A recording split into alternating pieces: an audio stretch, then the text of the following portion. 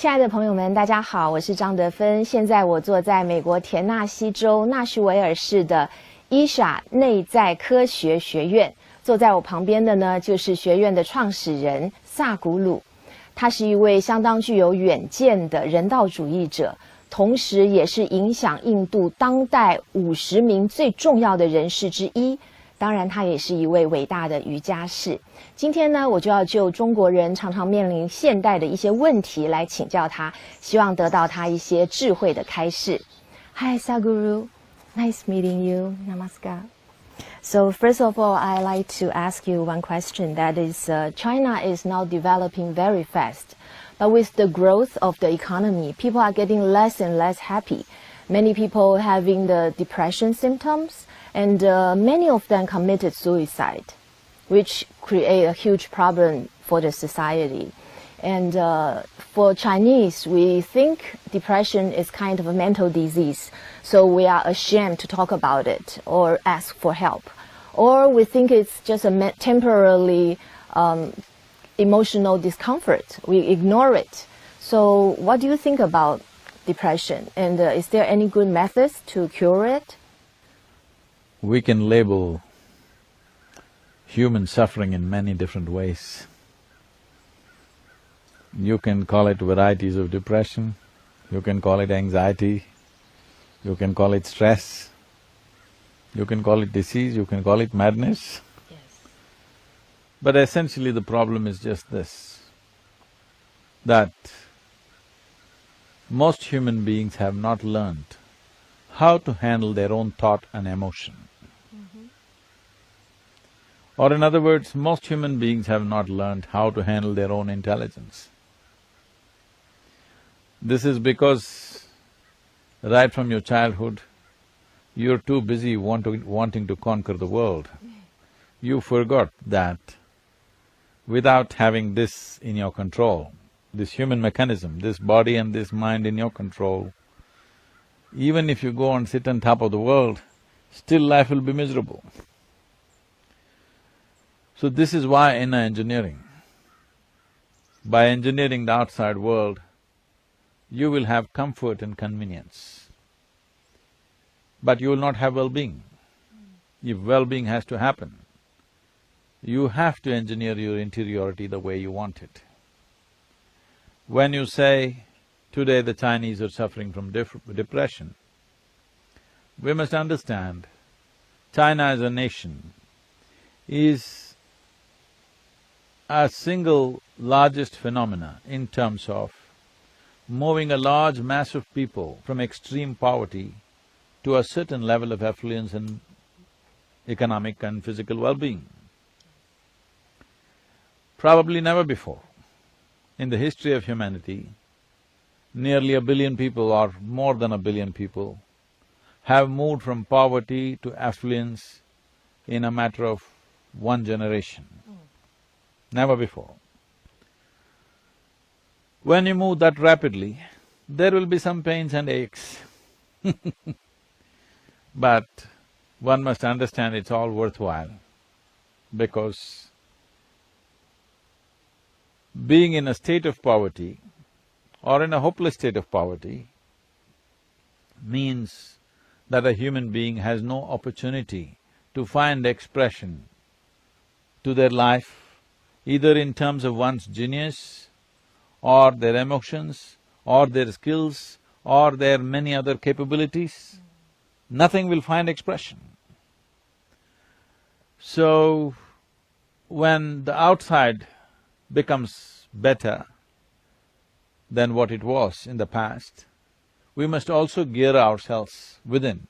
Otherwise, all this effort, a generation of people worked to bring you to this place as a nation, all their work will go waste if you sit and suffer depressions. All this was done believing that it will bring well-being. So as external situations get better, it is very important to work on the inner situations. So this is why inner engineering becomes very important. What inner engineering means is, we have understood that in the external world, unless you handle it right things won't work. We can call this science, technology, but essentially understanding the realities and doing the right thing about it. Isn't the same attitude and approach equally important when it comes to interiority? When it comes to inner well-being, people are trying to make it happen through belief, by looking up towards heaven, or by philosophies, by ideologies. No, inner well-being also needs to be approached in a scientific manner. As we understand that the external realities must be understood in a scientific manner and handled with appropriate technologies, similarly inner well-being must be approached as a science and handled with appropriate technologies. It is these technologies for well-being that I'm referring to as inner engineering. Okay. So can you share with us some words about inner engineering? It's some philosophy and also techniques about yoga asanas or breathing techniques or meditation that can help us to do the inner transformation. I would like to correct the question. There is no philosophy. Yes. No philosophy. Yes. A scientific understanding of how this functions, and then methods as to how to make it work. There are many ways to look at this, there are many complex ways of looking at it. One simple way of looking at it is, see what you call as my body right now. They say, whoever measured it, they're saying that every second of your life, 37 followed by 21 zeros, that many chemical reactions are happening in this body. I'm asking you to just give you a perspective, 12 zeros means a trillion. So, 37 followed by 21 zeros, whatever that number, that many chemical reactions per second. I'm asking, have you even devised a supercomputer which can track that many chemical reactions? You cannot. But this is a supercomputer like that.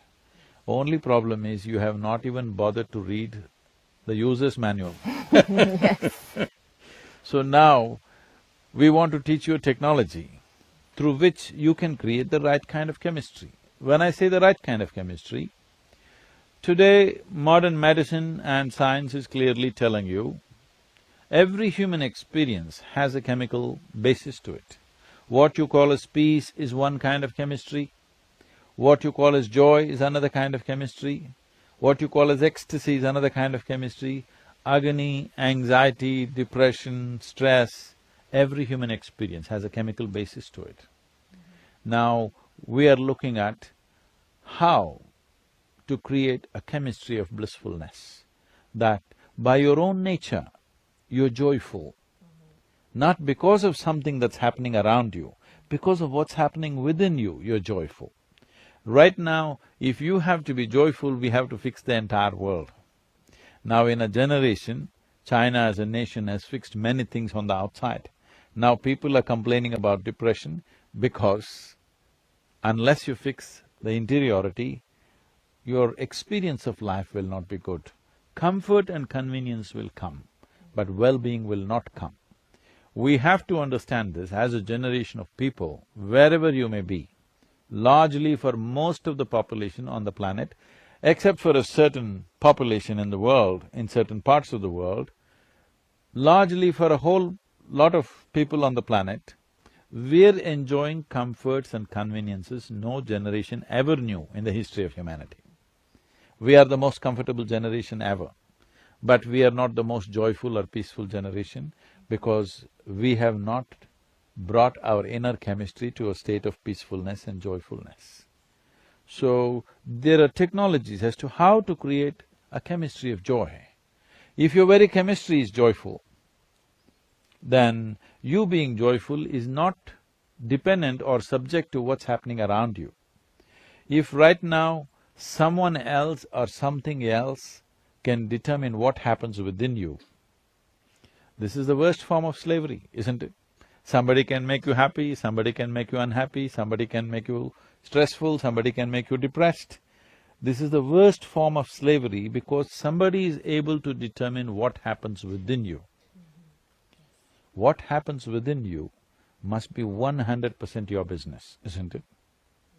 So, inner engineering is on many different levels, but the simplest way of expression is this: it is a way of fixing your chemistry so that it is joyful by its own nature.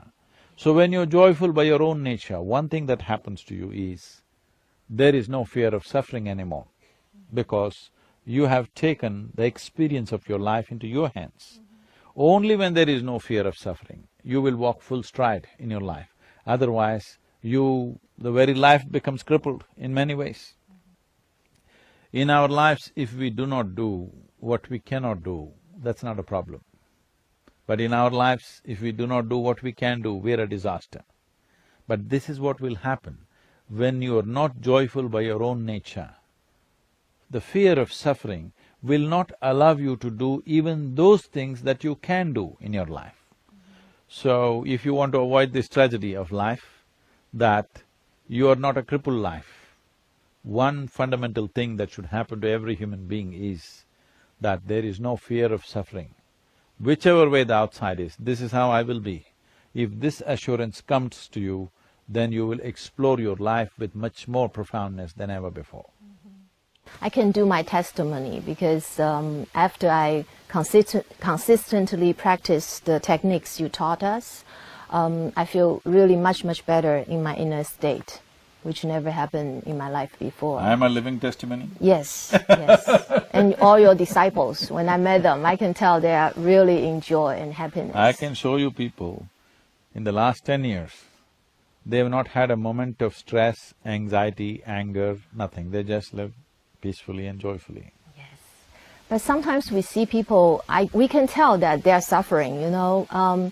We know that as long as they change their attitude or perspectives about things, or even come to learn engineering, inner engineering, or practice it, their life will be much better. But they are very stubborn, they don't want to change. And these people, how can we help them, or how can they help themselves? Nobody enjoys suffering. There's no such thing. Suffering means no enjoyment, okay?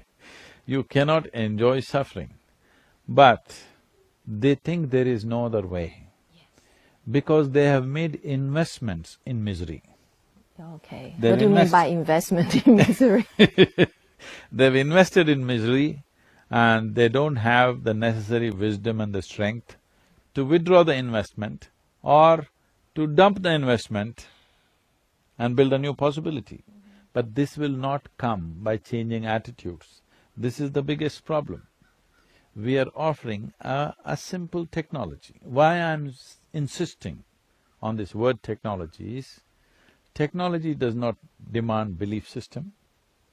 Technology does not need that you have to worship it. You just have to learn to use it. Instead of learning to use it, they make a philosophy out of it. Then it doesn't work. See, you have a phone, you have to learn to use it. Instead of that, you every day light incense stick and worship it. It won't work that way. You just have to learn to use it. The same goes for this. Your body and your brain, you just have to learn to use it. You can't have attitude towards it. By changing your attitudes, it's not going to change. If you change your attitudes, socially you will be different. Within yourself, you will not be different.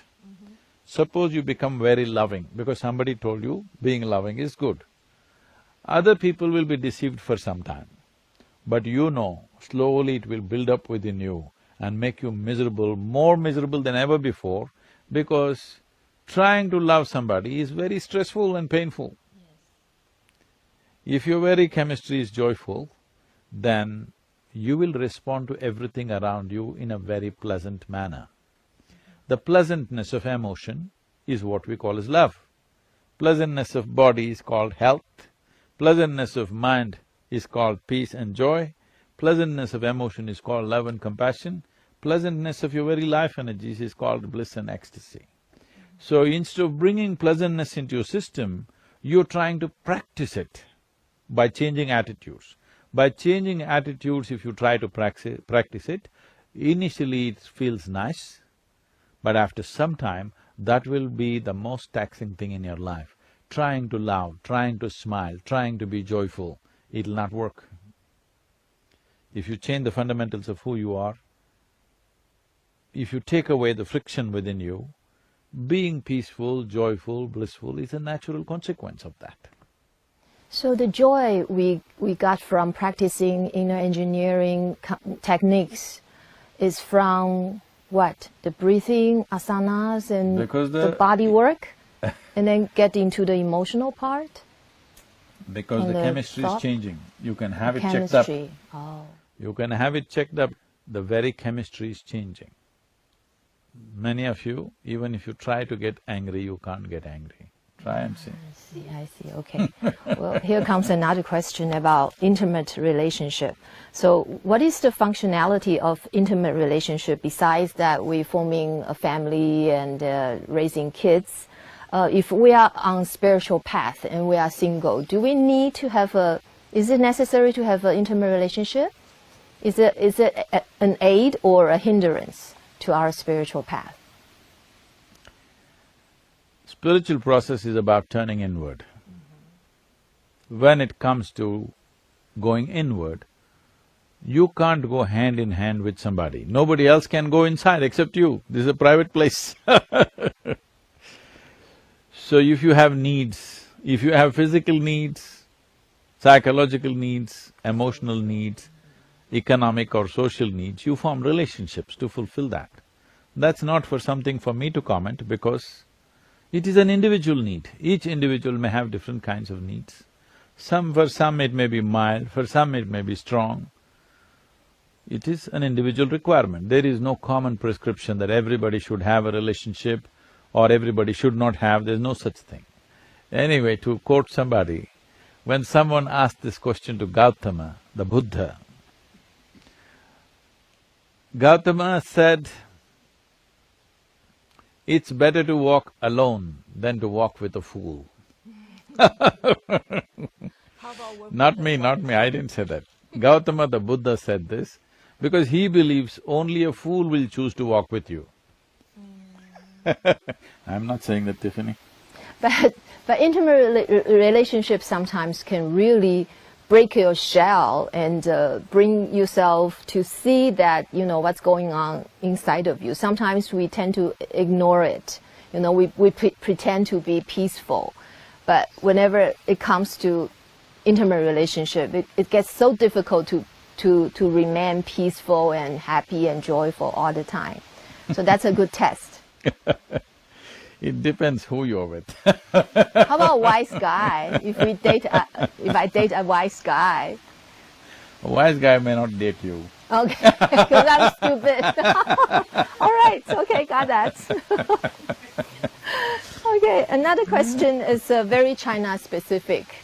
In China, like filial piety is the essence of our 5,000-year culture, which means you have to be very obedient to your parents, listen to them, bonded with them. But with the transition of time right now in the modern society, many of the old concepts doesn't work anymore.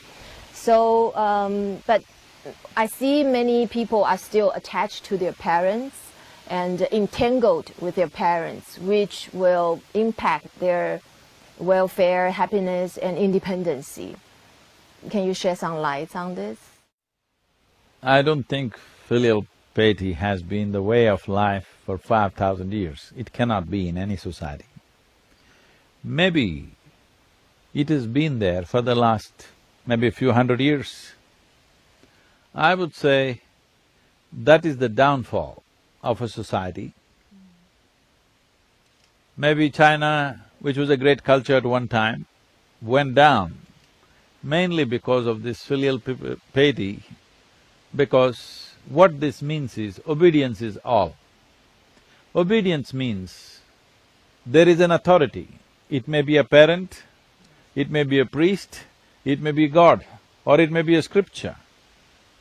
Whatever the authority says must be right. This will destroy human intelligence. If you make authority the truth, then everything is destroyed. Truth should be the only authority. The next generation should do something that we could not imagine possible. Only then it is fruitful to have a next generation.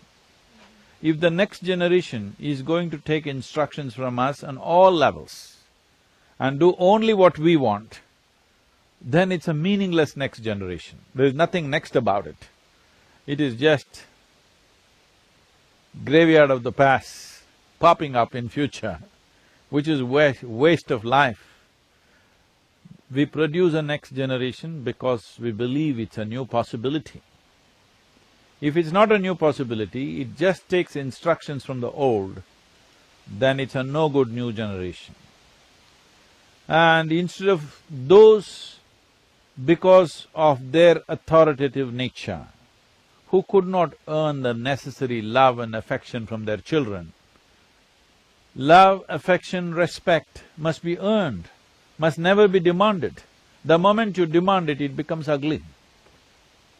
So at least in the parent-child relationship, it's important that respect, love, affection, one must earn. If you simply demand it, you become an authority. If you are an authority, you will always be resented. So if resentment is the basis of one's relationship, it can never be beautiful. It has to become ugly after some time. Above all, it stagnates a society. I think it's good that you mentioned this because China is a clear example of a great culture becoming stagnant over a period of time and going down completely. Now once again, you came up not because you became obedient, you came up because of a revolution. A revolution means the young generation started doing something that the parents never imagined possible. Yes. So, yeah, here comes another related question, which means in China, people tend to choose to live the right way, which means in accordance with the mainstream value. But if they want to seek for self-value or the meaning of life or higher goal, which will in conflict with what their parents or the society agrees. So, what's your suggestion? How should we live our life the best? And then how to live like truthfully and naturally? Truth is a natural happening. If you invent it, that's called a lie. Truth is not something that you invent. Truth is something that you realize. Lie is something that you invent. So you don't have to say truthfully, naturally. What is natural is truth.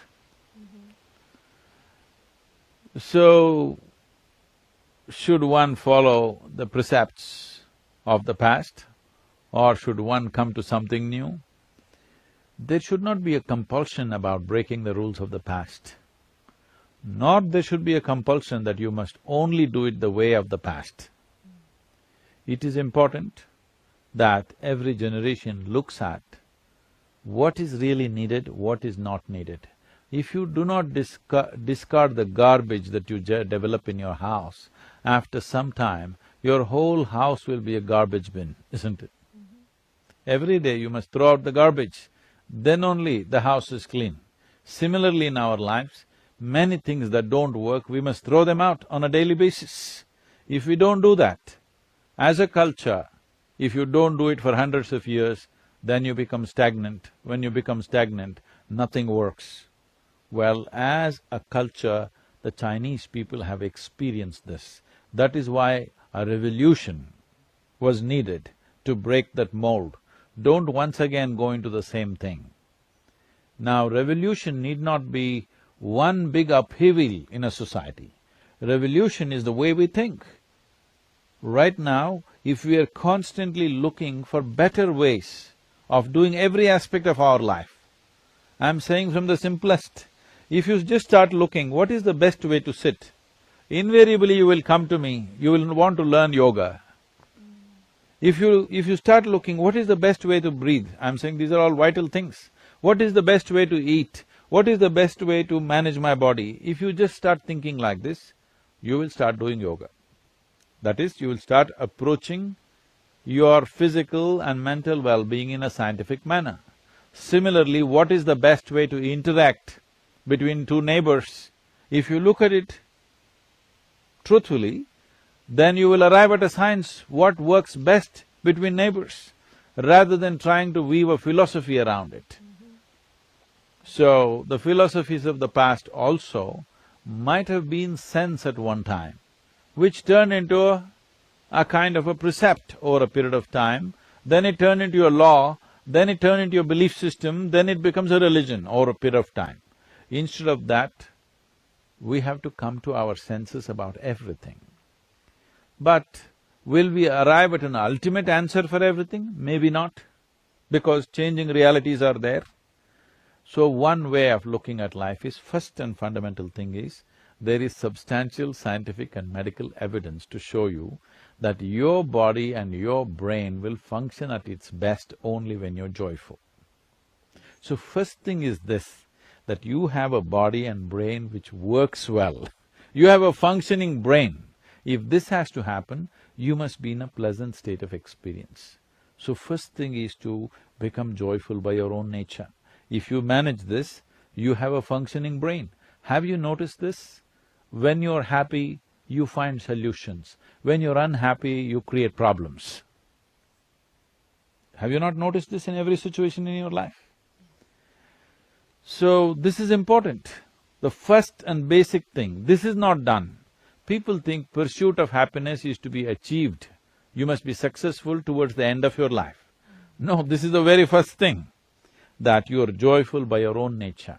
Now you have a functioning intelligence, which is not encumbered by any compulsions. You are in pursuit of happiness means you are encumbered by all kinds of compulsions. I am joyful means you are not encumbered by anything. Now you can look at things just the way they are. Only if you see things just the way they are, not from a prejudiced mind, simply the way they are, then you will also come up with solutions every day, better and better solutions. If you cannot even see what is there because you have prejudiced opinions about everything, then how a solution will come when you don't even figure the problem? How will you come up with a solution? Well, since you mentioned yoga, I do have two questions about yoga. In China, the mainstream yoga practitioners, they are more seeing yoga as a physical exercise to help them like get that's only in slimmer. No, the same everywhere. Get weight loss or enhance their health. So but for advanced practitioners, they may want to see how their practice can go inward to change the inner world. So do you have any suggestion on that? How do you do yoga from outward to inward? The word yoga means union. Are you breathing right now? Yes. You are.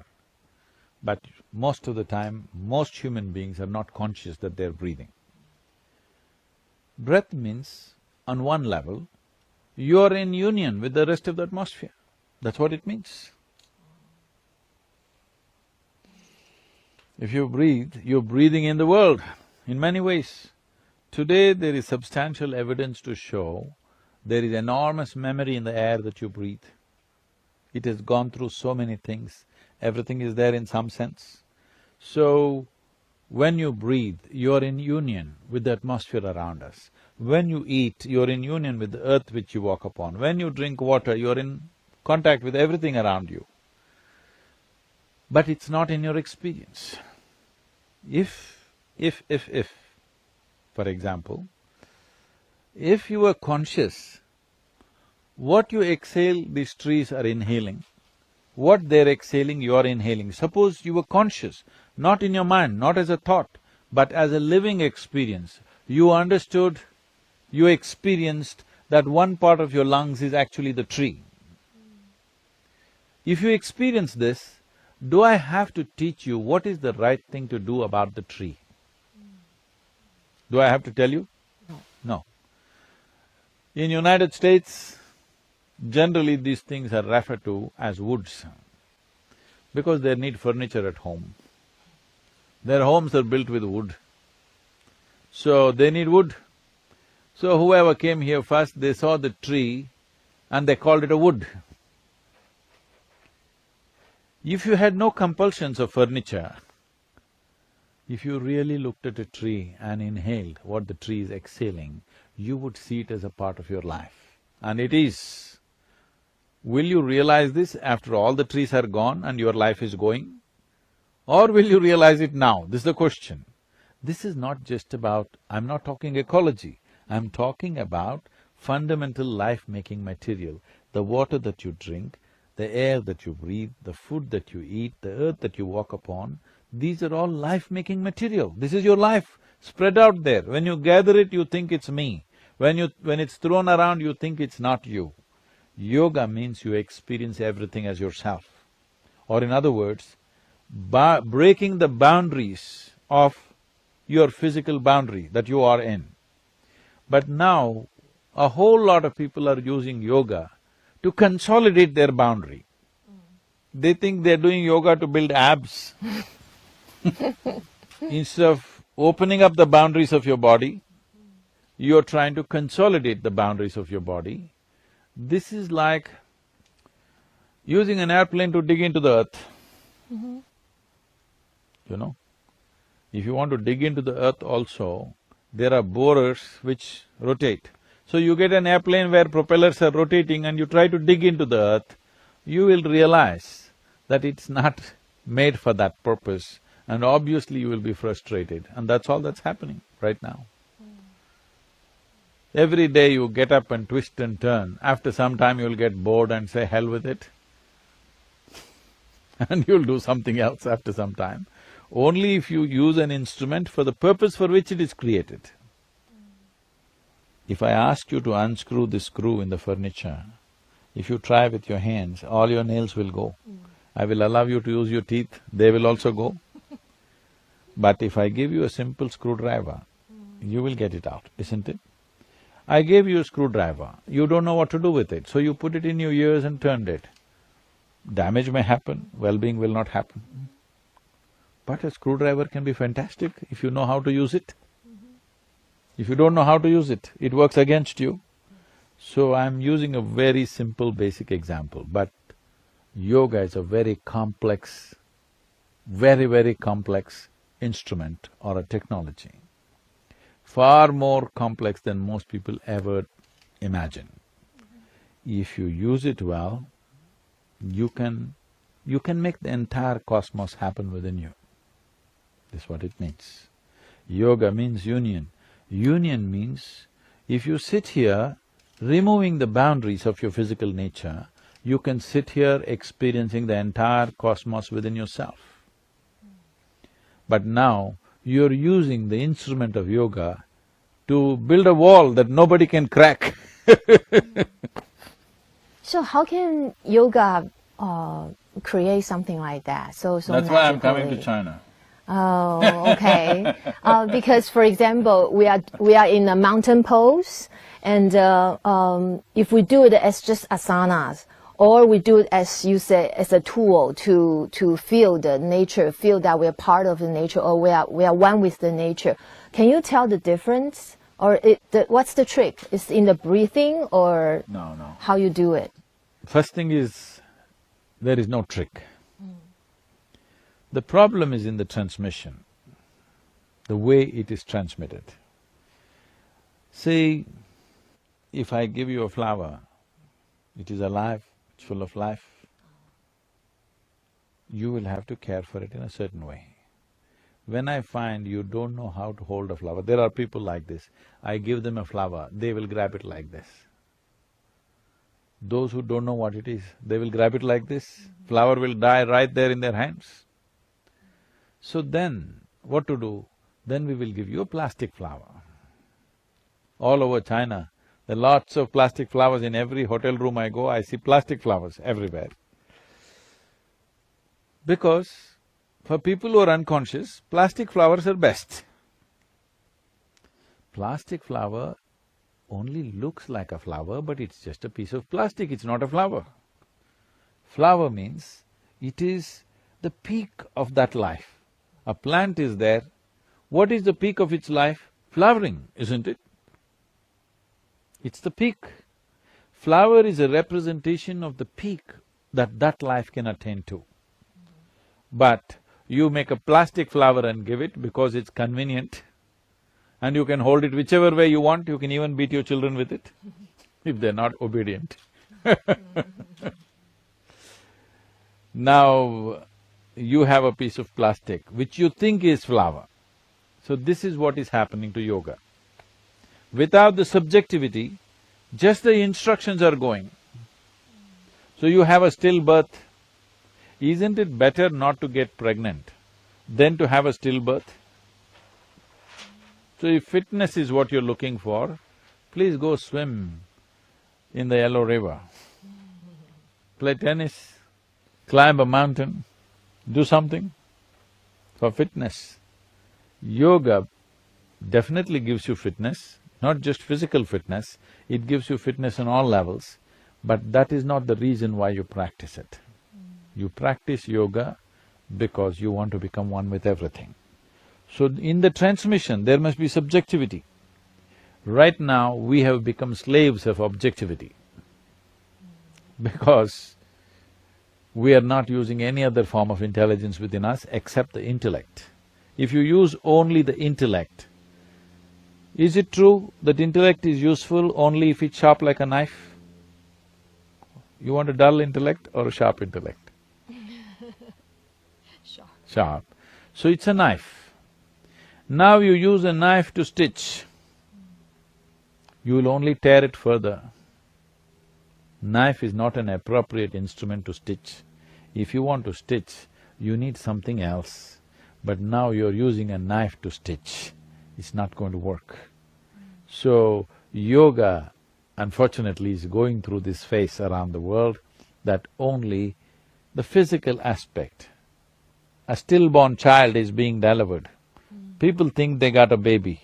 They don't have a baby, they have a dead baby.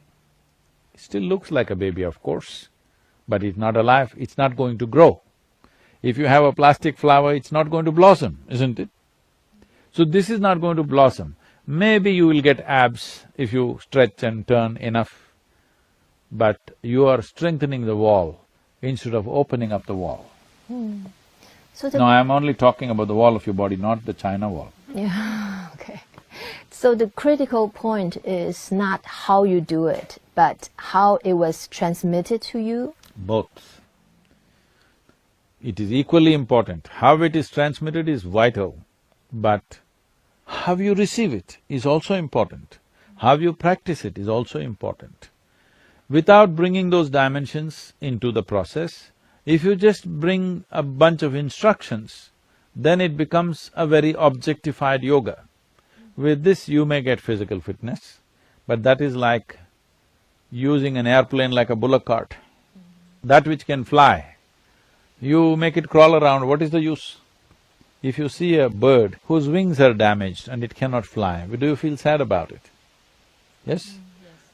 But if you see a buffalo without wings, you don't feel sad about it, isn't it? Because a buffalo is only supposed to do that. But when you see a bird which could fly and now it cannot fly, that saddens you, isn't it?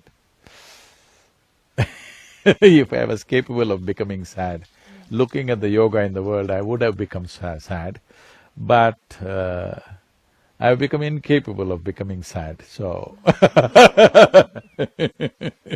what makes Isha Yoga different from normal yoga? subjectivity. Can you elaborate more on subjectivity? Isha Yoga is never taught by a professional teacher, never. Unless they hold it above their life, unless they hold it more important than their life, I will not let them teach Isha Yoga. Not as a profession, not as a hobby, not as entertainment, no. You must hold it as something more important than your life. Then only we will let you teach, because only then we can load subjectivity into the yoga that is offered.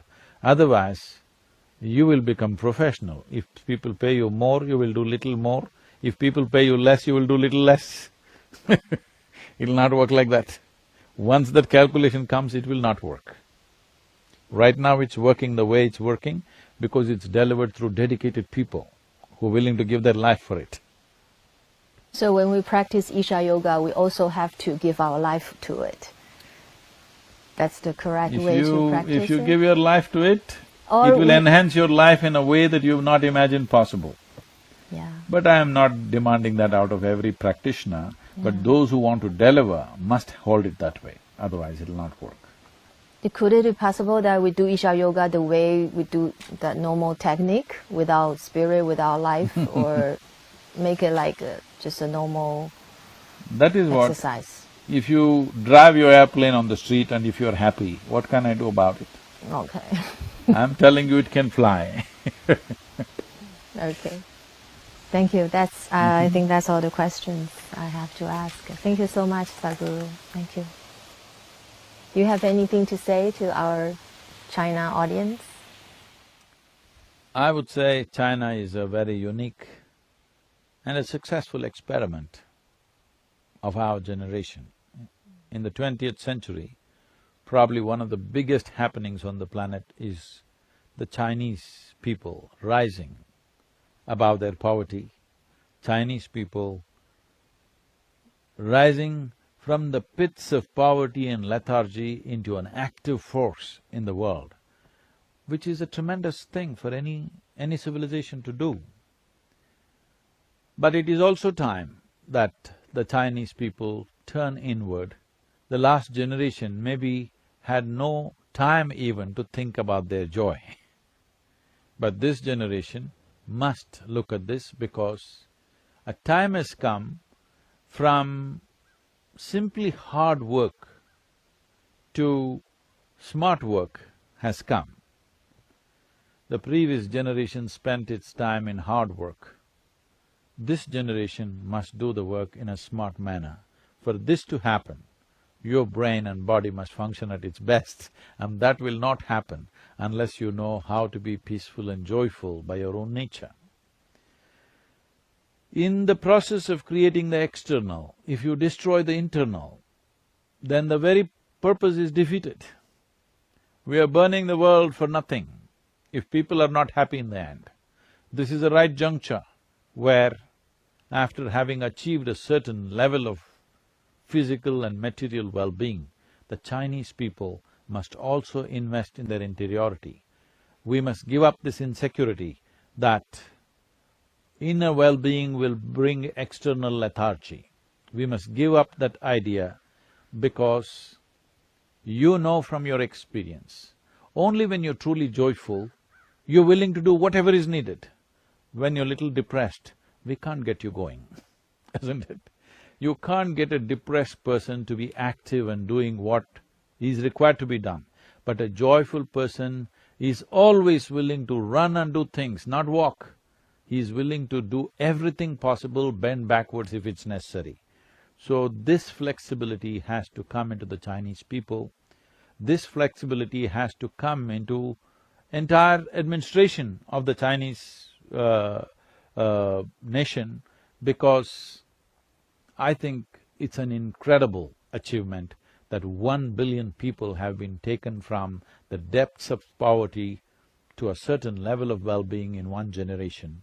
This is something that the humanity should be proud of, because never before such a thing has happened.